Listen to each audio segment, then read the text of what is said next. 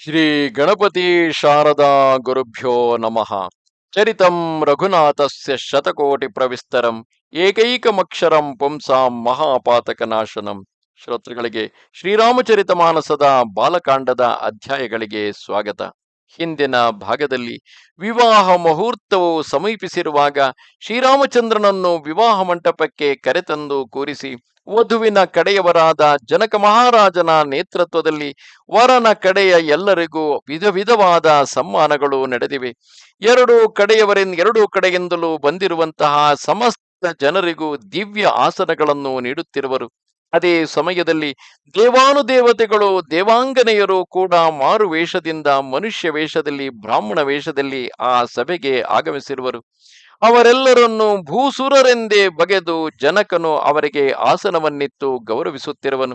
ಶ್ರೀರಾಮಚಂದ್ರನಿಗೆ ಮಾತ್ರ ಬಂದಿರುವವರಲ್ಲಿ ಯಾರು ದೇವತೆಗಳೆಂಬುದು ಅರಿವಿತ್ತು. ಆತನು ಅವರಿಗೆ ಮಾನಸಿಕ ಪೂಜೆಯನ್ನು ಸಲ್ಲಿಸಿ ದಿವ್ಯ ಆಸನಗಳನ್ನು ನೀಡುತ್ತಾನೆ. ದೇವತೆಗಳು ಪ್ರಭುವಿನ ಸೌಶೀಲ್ಯತೆಯನ್ನು ಕಂಡು ಆನಂದಿತರಾಗಿರುವ ಸಂದರ್ಭದಲ್ಲಿಯೇ ವಿವಾಹದ ಸಮಯ ಸಮೀಪಿಸುವುದನ್ನು ನೋಡಿ ವಸಿಷ್ಠರು ಶತಾನಂದರನ್ನು ಆದರದಿಂದ ಬರಮಾಡಿಕೊಂಡು ಬೇಗನೆ ರಾಜಕುಮಾರಿಯನ್ನು ಕರೆದು ತನ್ನಿರೆಂದು ಹೇಳಿದರು. ಮುನಿಯ ಆಜ್ಞೆಯನ್ನು ಪಡೆದು ಅವರು ಹರ್ಷಚಿತ್ತರಾಗಿ, ಅಂದರೆ ಶತಾನಂದರು ಹರ್ಷಚಿತ್ತರಾಗಿ ತೆರಳಿದರು. ಪುರೋಹಿತರ ಸಂದೇಶವನ್ನು ಕೇಳಿ ಸಖಿಯರ ಸಮೇತ ರಾಣಿಯು ಅತ್ಯಂತ ಪ್ರಸನ್ನಳಾದಳು. ವಿಪ್ರ ಸುಮಂಗಲಿಯರು ಹಾಗೂ ತಮ್ಮ ಕುಲದ ಹಿರಿಯ ಮುತ್ತೈದೆಯರನ್ನು ಕರೆದು ಕುಲಾಚಾರಗಳನ್ನು ಆಚರಿಸಿ ಮಂಗಳ ಗೀತೆಗಳನ್ನು ಹಾಡಿದರು. ಮನುಷ್ಯ ವೇಷದಲ್ಲಿದ್ದ ಶ್ರೇಷ್ಠ ದೇವಾಂಗನೆಯರು ಸಹಜವಾಗಿಯೇ ಸುಂದರಿಯರು ಷೋಡಶಿಯರು ಆಗಿದ್ದರು. ಅವರನ್ನು ಕಂಡು ರಾಣಿವಾಸದ ಸ್ತ್ರೀಯರಿಗೆ ಎಲ್ಲಿಲ್ಲದ ಸುಖ. ಗುರುತಿಸದಿದ್ದರೂ ಅವರು ಎಲ್ಲರಿಗೂ ಪ್ರಾಣ ಪ್ರಿಯರಾಗಿದ್ದರು. ಅವರನ್ನು ಉಮೆ, ರಮೆ, ಶಾರದೆ ಇವರಿಗೆ ಸಮಾನರೆಂದು ತಿಳಿದು ಮಹಾರಾಣಿಯು ಮತ್ತೆ ಮತ್ತೆ ಗೌರವ ಮರ್ಯಾದೆಗಳನ್ನು ಕೊಡಮಾಡಿದಳು. ರಾಣಿವಾಸದ ಸ್ತ್ರೀಯರು ಹಾಗೂ ಸಖಿಯರು ಸೀತೆಯನ್ನು ಸಿಂಗರಿಸಿ ಗುಂಪು ಕಟ್ಟಿಕೊಂಡು ಹರ್ಷದಿಂದ ಕಲ್ಯಾಣ ಮಂಟಪದತ್ತ ಕರೆತಂದರು. ಸುಂದರವಾದ ಮಂಗಳಕರ ವಸ್ತುಗಳನ್ನು ಅಣಿಮಾಡಿಕೊಂಡು ರಾಣಿವಾಸದ ಸ್ತ್ರೀಯರು ಸಖಿಯರು ಆದರದಿಂದ ಸೀತೆಯನ್ನು ಕರೆತಂದರು. ಅವರೆಲ್ಲ ಚೆಲುವೆಯರು ಷೋಡಶ ಶೃಂಗಾರ ಮಾಡಿಕೊಂಡು ಮತ್ತ ಗಜ ಗಮನದಂತೆ ನಡೆದರು. ಅವರ ಮಧುರ ಗಾನವನ್ನು ಕೇಳಿ ಮುನಿಗಳ ಧ್ಯಾನ ಭಂಗವಾಗಿತು. ಕಾಮದೇವನ ಕೋಗಿಲೆಗಳು ಲಜ್ಜೆಯಿಂದ ತಲೆ ತಗ್ಗಿಸಿದವು. ಅವರ ನೂಪುರಗಳು, ಕಂಕಣಗಳು, ಸೊಂಟದ ಕಿರುಗಜ್ಜೆಗಳು ತಾಳಕ್ಕೆ ತಕ್ಕಂತೆ ಒಲಿಯುತ್ತಿದ್ದವು. ಸುಂದರಿ ಮಣಿಗಳ ನಡುವೆ ಸಹಜವಾಗಿಯೇ ಸುಂದರಿಯಾದ ಸೀತಾದೇವಿಯ ಮೂರ್ತಿ ಭವಿಸಿದ ಸೌಂದರ್ಯ ರಾಶಿಯಂತೆ ಆ ಮಾತೆಯು ಕಂಗೊಳಿಸಿದಳು. ಸೀತಾದೇವಿಯ ಸೌಂದರ್ಯ ವೈಭವಗಳನ್ನು ವರ್ಣಿಸಲು ನನ್ನ ಬುದ್ಧಿಯು ಕಿರಿದು, ಅವಳ ಚೆಲುವು ಅತ್ಯಂತ ಹಿರಿದು. ಅವಳು ನಡೆದುಕೊಂಡು ವಿವಾಹ ಮಂಟಪದತ್ತ ಬರುತ್ತಿರುವಾಗ ನೋಡಿದ ದಿಬ್ಬಣಿಗರು ಒಂದು ಸೌಂದರ್ಯದ ತೇಜಪುಂಜವೇ ನಡೆದು ಬರುತ್ತಿರುವಂತೆ ಭಾವಿಸಿದರು. ಅವರೆಲ್ಲರೂ ಮನಸ್ಸಿನಲ್ಲೇ ಅವಳಿಗೆ ಮಣಿದರು. ಶ್ರೀರಾಮಚಂದ್ರನನ್ನು ನೋಡಿದ ಮೇಲಂತೂ ಎಲ್ಲರೂ ಪೂರ್ಣ ಕಾಮ, ಅಂದರೆ ಕೃತಕೃತ್ಯರಾದರು. ದಶರಥ ಮಹಾರಾಜರು ಪುತ್ರ ಸಮೇತ ಹರ್ಷಿತರಾದರು.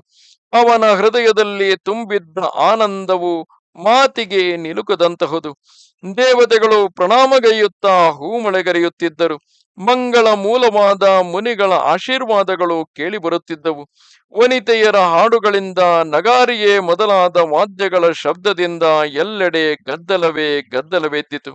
ಎಲ್ಲ ನರನಾರಿಯರು ಪ್ರೇಮಾನಂದದಲ್ಲಿ ಮಗ್ನರಾದರು. ಈ ರೀತಿ ಸೀತಾದೇವಿಯು ಕಲ್ಯಾಣ ಮಂಟಪಕ್ಕೆ ವಿಜಯಂಗೈದಳು. ಮುನೀಶ್ವರರು ಹರ್ಷಿತರಾಗಿ ಶಾಂತಿ ಮಂತ್ರ ಪಠಣ ಮಾಡುತ್ತಿದ್ದರು.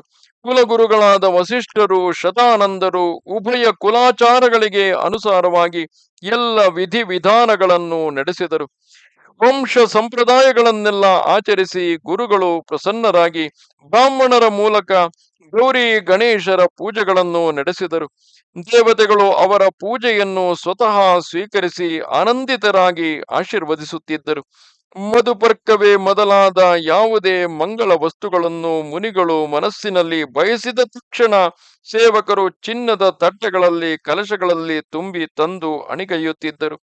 ರಘುವಂಶದ ಮೂಲ ಪುರುಷನಾದ ಸೂರ್ಯನೇ ಪ್ರೇಮದಿಂದ ತನ್ನ ಕುಲದ ರೀತಿಗಳನ್ನು ತಿಳಿಸುತ್ತಿದ್ದನು. ಅದರಂತೆ ಎಲ್ಲವನ್ನು ಆದರದಿಂದ ಮಾಡುತ್ತಿದ್ದರು. ಈ ವಿಧವಾಗಿ ಬ್ರಾಹ್ಮಣರು ಶ್ರೀರಾಮನಿಂದ ದೇವತೆಗಳ ಪೂಜೆ ಮಾಡಿಸಿದರು. ಬಳಿಕ ಮುನಿಗಳು ಸೀತೆಯನ್ನು ಸುಂದರವಾದ ಸಿಂಹಾಸನದಲ್ಲಿ ಕುಳ್ಳಿರಿಸಿದರು. ಶ್ರೀ ಸೀತಾರಾಮರು ಪರಸ್ಪರ ನೋಡಿಕೊಂಡಾಗ ಅವರ ಸನಾತನ ಪ್ರೇಮ ಭಾವಗಳು ಯಾರ ಬುದ್ಧಿಗೂ ನಿಲುಕದಂತಿತ್ತು. ಶ್ರೀ ಸೀತಾರಾಮರ ಪರಸ್ಪರ ಪ್ರೇಮವು ಚೇತನವು, ಬುದ್ಧಿಯು ಜಡ. ಚೇತನ ತತ್ವವನ್ನು ಜಡವಾದ ಬುದ್ಧಿಯು ಗ್ರಹಿಸದು, ಅದನ್ನು ಚೇತನವೇ ಗ್ರಹಿಸಬಲ್ಲದು. ಯಥೋ ವಾಚೋ ನಿವರ್ತಂತೆ ಅಪ್ರಾಪ್ಯ ಮನಸಾ ಸಹ ಎಂದಲ್ಲವೇ ಶ್ರುತಿಯ ಪ್ರಮಾಣವೂ ಇರುವುದು. ಹವನದ ವೇಳೆಯಲ್ಲಿ ಸಾಕ್ಷಾತ್ ಯಜ್ಞೇಶ್ವರನೇ ಪ್ರತ್ಯಕ್ಷನಾಗಿ ಆಹುತಿಯನ್ನು ಸ್ವೀಕರಿಸುತ್ತಿದ್ದನು. ವೇದಗಳೆಲ್ಲವೂ ವಿಪ್ರವೇಶದಿಂದ ಬಂದು ವಿವಾಹ ವಿಧಿಗಳನ್ನು ತಿಳಿಸುತ್ತಿದ್ದವು. ಜನಕನ ಪಟ್ಟ ಮಹಿಷಿಯು ಸೀತಾದೇವಿಯ ತಾಯಿಯಾದ ಸುನಯನಾ ದೇವಿಯ ವೈಭವವನ್ನು ಯಾರು ತಾನೇ ವರ್ಣಿಸಬಲ್ಲರು? ಕೀರ್ತಿಯನ್ನು, ಸುಕೃತವನ್ನು, ಸುಖ ಸೌಂದರ್ಯಗಳನ್ನು ಬೆರೆಸಿ ಬ್ರಹ್ಮನು ಅವಳನ್ನು ಸೃಷ್ಟಿಸಿರುವನು. ಸುಮುಹೂರ್ತವನ್ನು ಮನಗಂಡು ಮುನಿಗಳು ಅವಳನ್ನು ಕರೆಸಿದರು. ಸುವಾಸಿನಿಯರು ಆಕೆಯನ್ನು ಆದರದಿಂದ ಕರೆತಂದರು. ಹಿಮವಂತನ ಪಕ್ಕದಲ್ಲಿ ಮೈನಾದೇವಿಯು ಶೋಭಿಸುವಂತೆ ಜನಕನ ವಾಮಭಾಗದಲ್ಲಿ ಸುನಯನಾ ದೇವಿಯು ಶೋಭಿಸಿದಳು. ಪವಿತ್ರವೂ ಸುಗಂಧಪೂರ್ಣವೂ ಮಂಗಳ ಜಲದಿಂದ ತುಂಬಿದ ಚಿನ್ನದ ಕಲಶಗಳನ್ನು, ಮಣಿಗಳ ತಟ್ಟಗಳನ್ನು ರಾಜ ಮತ್ತು ರಾಣಿಯರು ಹರ್ಷದಿಂದ ತಮ್ಮ ಕೈಯಾರೆ ತಂದು ಶ್ರೀರಾಮನ ಎದುರಿಗೆ ಇರಿಸಿದರು. ಮುನಿಗಳು ಶ್ರಾವ್ಯ ಕಂಠಸ್ವರದಿಂದ ವೇದ ಮಂತ್ರಗಳನ್ನು ಪಠಿಸುತ್ತಿರುವಾಗ ಸಮಯ ನೋಡಿ ಆಕಾಶದಿಂದ ಪುಷ್ಪವೃಷ್ಟಿಯಾಯಿತು. ಆ ರಾಜ ದಂಪತಿಗಳು ಪ್ರೇಮಮಗ್ನರಾಗಿ ವರನನ್ನು ನೋಡಿ ಅವನ ಪಾವನ ಚರಣಗಳನ್ನು ತೊಳೆಯತೊಡಗಿದರು. ಶ್ರೀರಾಮನ ಚರಣಗಳನ್ನು ತೊಳೆಯುವಾಗ ಪ್ರೇಮಾಧಿಕ್ಯದಿಂದ ಅವರ ಶರೀರ ಪುಳಕಿತವಾಯಿತು. ಆಗಸದಲ್ಲಿ ನಗರದಲ್ಲಿ ಆಗುತ್ತಿದ್ದ ಗಾನ, ನಗಾರಿ ಹಾಗೂ ಜಯಕಾರದ ಧ್ವನಿಗಳು ಎಲ್ಲೆಡೆ ಉಕ್ಕಿ ಹರಿದವು. ಆ ಪಾದ ಪದ್ಮಗಳು ಅಂದರೆ ಶ್ರೀರಾಮಚಂದ್ರನ ಪಾದ ಪದ್ಮಗಳು ಅತ್ಯಂತ ಪವಿತ್ರವಾದವುಗಳು. ಅವುಗಳು ಕಾಮಾರಿಯಾದ ಪರಶಿವನ ಹೃದಯದಲ್ಲಿ ಸದಾ ಕಾಲ ವಿರಾಜಿಸುತ್ತಿವೆ.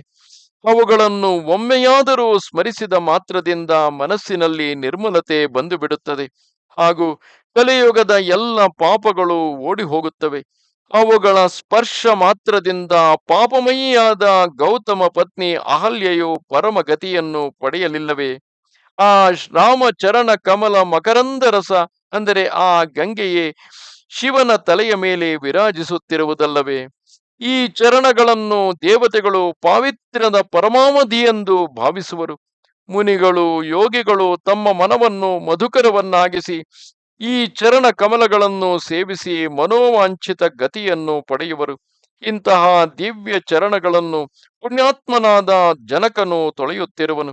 ಇದನ್ನು ಕಂಡು ಎಲ್ಲರೂ ಜಯ ಜಯಕಾರ ಮಾಡಿದರು.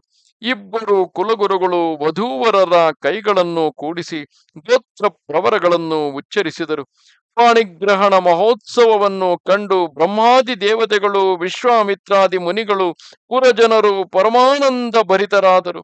ಸಕಲ ಸುಖ ನಿಧಾನನಾದ ವರನನ್ನು ಕಂಡು ರಾಜರಾಣಿಯರ ಶರೀರಗಳು ಪುಳಕಿತವಾದವು. ಹೃದಯಗಳು ಆನಂದದಿಂದ ತುಂಬಿ ತುಳುಕಿತು. ರಾಜಶ್ರೇಷ್ಠನಾದ ಜನಕ ಮಹಾರಾಜನು ವೇದೋಕ್ತವಾಗಿ ಲೋಕಾಚಾರದ ರೀತಿ ರಿವಾಜುಗಳನ್ನು ಅನುಸರಿಸಿ ಶ್ರೀರಾಮನಿಗೆ ಕನ್ಯಾದಾನ ಮಾಡಿಕೊಟ್ಟನು. ಹಿಮವಂತನು ಪಾರ್ವತೀ ದೇವಿಯನ್ನು ಪರಶಿವನಿಗೆ ಅರ್ಪಿಸುವಂತೆ, ಸಮುದ್ರವು ಲಕ್ಷ್ಮೀದೇವಿಯನ್ನು ಶ್ರೀ ಮಹಾವಿಷ್ಣುವಿಗೆ ಅರ್ಪಿಸುವಂತೆ ಜನಕ ಮಹಾರಾಜನು ಸೀತಾದೇವಿಯನ್ನು ಶ್ರೀರಾಮಚಂದ್ರನಿಗೆ ಸಮರ್ಪಿಸಿದನು. ಇದರಿಂದ ವಿಶ್ವದಲ್ಲೆಲ್ಲ ಜನಕನ ನವೀನ ಕೀರ್ತಿಯು ಹಬ್ಬಿತು. ವಿದೇಹರಾಜನಿಗೆ ಭಿನ್ನಹಕ್ಕೆ ಬಾಯಿಲ್ಲ. ಆ ಶ್ಯಾಮ ಸುಂದರನಾದ ಶ್ರೀರಾಮನು ಅವನನ್ನು ನಿಜವಾಗಿ ವಿದೇಹ ಅಂದರೆ ಮೈಮರೆತವನನ್ನಾಗಿ ಮಾಡಿದನು. ಆ ನೂತನ ವಧೂವರರು ವಿದ್ಯುಕ್ತವಾಗಿ ವಿವಾಹ ಹೋಮವನ್ನು ನಿರ್ವಹಿಸಿ ಅವರ ಸೆರಗಿಗೆ ಗಂಟು ಹಾಕಿ ಅಗ್ನಿಗೆ ಪ್ರದಕ್ಷಿಣೆ ಮಾಡಿದರು. ಜಯ ಜಯ ಧ್ವನಿಗಳು, ವಂದಿಮಾಗದರ ಧ್ವನಿಗಳು, ವೇದಘೋಷವನ್ನು, ಮಂಗಳ ಗೀತೆಗಳನ್ನು, ದುಂದುಭಿನಾದಗಳನ್ನು ಕೇಳಿದ ದೇವತೆಗಳು ಹರ್ಷಿತರಾಗಿ ಕಲ್ಪವೃಕ್ಷದ ಹೂಗಳನ್ನು ಮಳೆಗರೆದರು. ವಧೂವರರು ಅಗ್ನಿಗೆ ಪ್ರದಕ್ಷಿಣೆ ಮಾಡುತ್ತಾ ಪರಿಣಯ ವಿಧಿಯನ್ನು ಆಚರಿಸಿದರು. ಎಲ್ಲರೂ ಇವರನ್ನು ನೋಡಿ ನೋಡಿ ತಮ್ಮ ಕಣ್ಣುಗಳನ್ನು ಸಾರ್ಥಕಪಡಿಸಿಕೊಂಡರು. ಆ ಮನೋಹರವಾದ ಜೋಡಿಯು ವರ್ಣನಾತೀತ. ಯಾವ ಉಪಮೆಯನ್ನು ಕೊಟ್ಟರೂ ಸಾಲದು. ಅಪೂರ್ವವಾದ ಈ ವಿವಾಹ ಮಹೋತ್ಸವವನ್ನು ನೋಡಲು ರತಿ ಮನ್ಮಥರೇ ಅನೇಕ ರೂಪಗಳಲ್ಲಿ ಬಂದಿದ್ದಾರೋ ಎಂಬಂತೆ ಮಣಿಮಯ ಸ್ತಂಭಗಳಲ್ಲಿ ಆ ಸೀತಾರಾಮರ ಪ್ರತಿರೂಪಗಳು ಪ್ರಕಾಶಿಸುತ್ತಿದ್ದವು. ರತಿ ಮನ್ಮಥರಲ್ಲಿ ಸೀತಾರಾಮರ ಚೆಲುವನ್ನು ಸವಿಯಲು ತಮ್ಮ ಅಭಿಲಾಷೆಯು ಹೇಳತೀರದು. ಆದ್ದರಿಂದ ಒಮ್ಮೆ ಕಾಣಿಸಿಕೊಂಡು ಮಗದೊಮ್ಮೆ ನಾಚಿಕೆಯಿಂದ ಮರೆಯಾಗುತ್ತಾರೋ ಎಂಬಂತೆ ಆ ಮಣಿ ಖಚಿತ ಸ್ತಂಭಗಳಲ್ಲಿ, ಅಲ್ಲಿನ ಪ್ರತಿಬಿಂಬಗಳಲ್ಲಿ ಅವರು ಆಗಾಗ ಕಂಡುಬಂದು ಮರೆಯಾಗುತ್ತಿದ್ದರು. ಅಲ್ಲಿ ನೆರೆದವರೆಲ್ಲರೂ ಜನಕನಂತೆ ತಮ್ಮನ್ನು ತಾವೇ ಮರೆತರು. ಮುನೀಶ್ವರರ ಆದೇಶದಂತೆ ಸೀತಾರಾಮರು ಅಗ್ನಿಗೆ ಪ್ರದಕ್ಷಿಣೆ ಬಂದರು. ಬಾಗಿನ ತಾಂಬೂಲ ಸಹಿತ ಎಲ್ಲ ಕಲಾಪಗಳನ್ನು ಮುಗಿಸಿದರು. ಶ್ರೀರಾಮನು ಸೀತೆಯ ಬೈತಲೆಯಲ್ಲಿ ಕುಂಕುಮವಿಡುವ ದೃಶ್ಯವು ನಯನಾನಂದಕರವು. ಆ ದರ್ಶನಾನಂದವು ಅನುಭವೈಕ ವೇದ್ಯವು, ಅಂದರೆ ಅನುಭವದಿಂದ ಮಾತ್ರವೇ ತಿಳಿಯುವಂತಹುದು, ವರ್ಣನಾತೀತವು. ಕಮಲದಲ್ಲಿ ಕೆಂಪು ಪರಾಗವನ್ನು ತುಂಬಿ ಅಮೃತ ಲೋಭದಿಂದ ಹಾವು ಚಂದ್ರನನ್ನು ಅಲಂಕರಿಸುತ್ತಿದೆಯೋ ಎನ್ನುವಂತಿತ್ತು. ಇಲ್ಲಿ ಶ್ರೀರಾಮನ ಕೈಗೆ ಕಮಲದ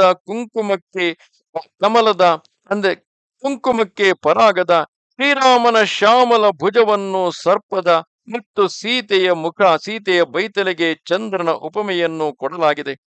ಸೀತಾರಾಮರು ಶ್ರೇಷ್ಠವಾದ ಒಂದೇ ಆಸನದಲ್ಲಿ ಕುಳಿತಿರುವುದನ್ನು ನೋಡಿ ದಶರಥನ ಮನಸ್ಸು ಆನಂದದಿಂದ ತುಂಬಿ ಹೋಯಿತು. ತನ್ನ ಸುಕೃತ ರೂಪಿಯಾದ ಕಲ್ಪವೃಕ್ಷದಲ್ಲಿ ಹೊಸ ಫಲ ಬಿಟ್ಟುದನ್ನು ಕಂಡು ಅವನ ಶರೀರದಲ್ಲಿ ಪದೇ ಪದೇ ರೋಮಾಂಚವಾಯಿತು. ಶ್ರೀ ಸೀತಾರಾಮರ ವಿವಾಹವು ಜಯಪ್ರದವಾಗಿ ನೆರವೇರಿತು ಎಂದು 14 ಲೋಕದವರೆಲ್ಲರೂ ಮಿಗಿಲಾದ ಆನಂದದಿಂದ ಸಾರಿದರು. ಈ ವಿವಾಹ ಮಹೋತ್ಸವವು ಮಹಾ ಮಂಗಳಕರವು. ನನ್ನ ಸಣ್ಣ ನಾಲಿಗೆ ಈ ವಿವಾಹದ ವಿಜೃಂಭಣೆಯನ್ನು ಹೇಗೆ ವರ್ಣಿಸಬಲ್ಲದು ಎಂದು ತುಳಸಿದಾಸರು ಹೇಳುತ್ತಿರುವರು. ನಮಸ್ತೆ ಶಾರದೆ ದೇವಿ ಕಾಶ್ಮೀರ ಪುರವಾಸಿನಿ ತ್ವಾಮಹಂ ಪ್ರಾರ್ಥಯೇ ನಿತ್ಯಂ ವಿದ್ಯಾದಾನಂಚ ದೇಹಿಮೆ. ನಮಸ್ಕಾರ. ಶ್ರೀರಾಮಚಂದ್ರ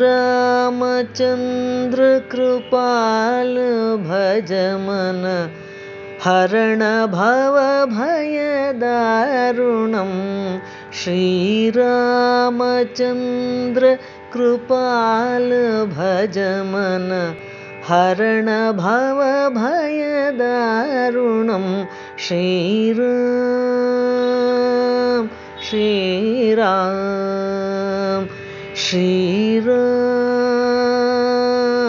ಶ್ರೀರಾಮ್ ಶ್ರೀರಾಮ್ ಶ್ರೀರಾಮ್.